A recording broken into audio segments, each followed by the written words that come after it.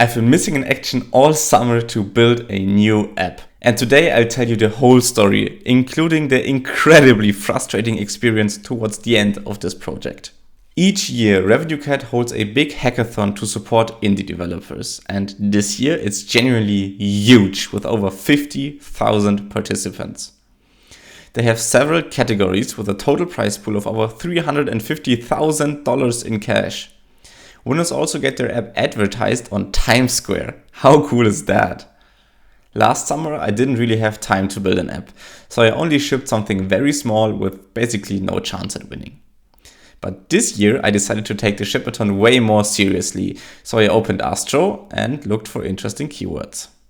Once I stumbled upon Study Timer with a decent popularity and difficulty alongside some other related keywords, I knew what I'd work on this summer.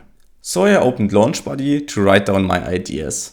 They basically boil down to this: make studying actually fun. I decided to start with the core feature, a Pomodoro timer.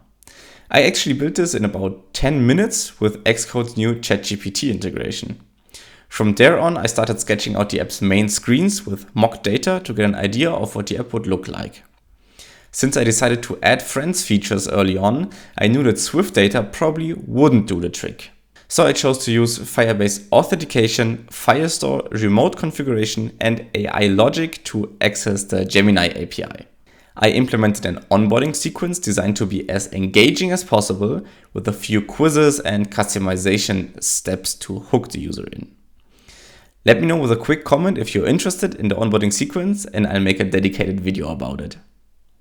And then, over the course of a few weeks, I slowly chopped away at my LaunchBuddy backlog and finished an MVP of Noco, my new study app. But then, the hard part began.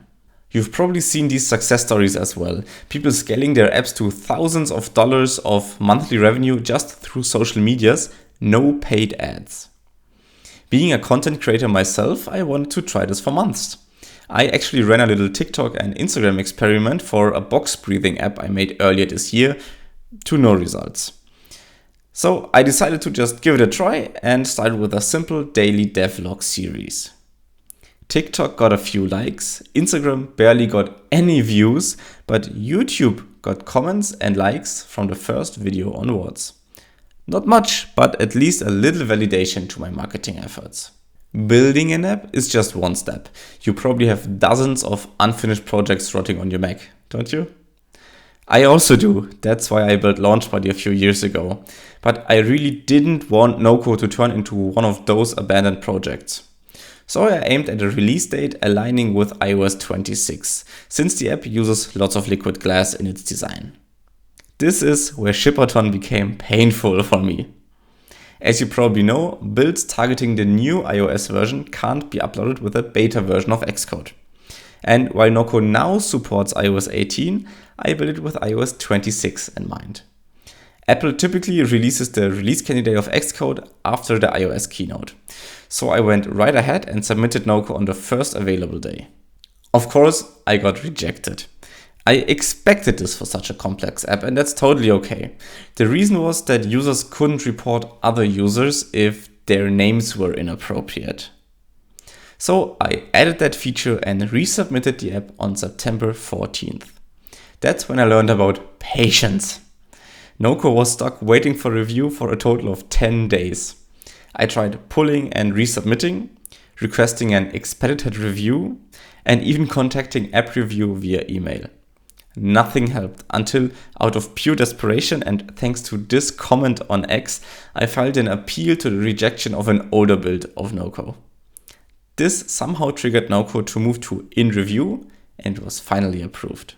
So now that Noco was released, things are getting interesting. I already started an Apple search ads campaign for my main keywords, including an exact match on my app's name, which is apparently the new go-to strategy since the ASO changes this past June. I'm also starting to post different formats on the app's socials, as well as working on the app itself and actually submitting it for Shipaton.